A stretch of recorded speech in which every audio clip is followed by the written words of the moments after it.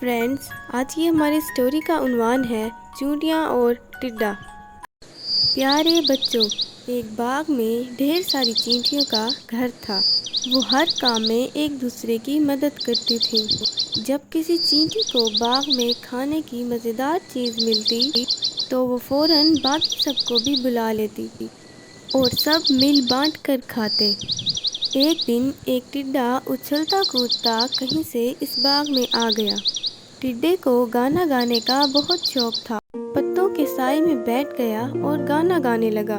اچانک اس نے دیکھا کہ چینٹیوں کی لمبی قطار کھانا لیے اپنے گھر کی طرف جا رہی ہے۔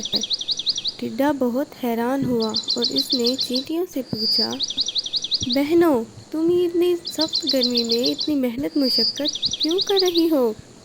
چھاؤں میں آ کر بیٹھو اور میری طرح آرام کرو۔ چینٹیوں نے ٹڈے کو سمجھایا، بھائی ٹڈے، سردیوں کے موسم میں کھانا ڈھونڈنا مشکل ہو جاتا ہے، اسی لیے ہم سردیوں کا کھانا پہلے سے ہی جمع کر کے رکھتے ہیں۔ ٹڈے نے جواب دیا، میں تو اتنی تیز دھوپ میں کام نہیں کر سکتا، تو بس آرام کروں گا۔ جب سردی کا موسم آیا، کئی دنوں سے ٹڈے کو کھانے کو نہ ملا۔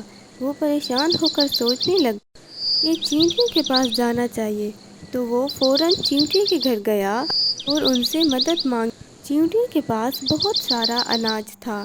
انہوں نے ٹڈے کو اپنے ساتھ بٹھایا اور کھانا کھلایا۔ ٹڈے نے چیونٹیوں کا بہت شکریہ ادا کیا اور کہا کہ تم لوگ سمجھدار ہو اور کھانا اکٹھا کیا، میں تو وقت ضائع ہی کرتا رہا۔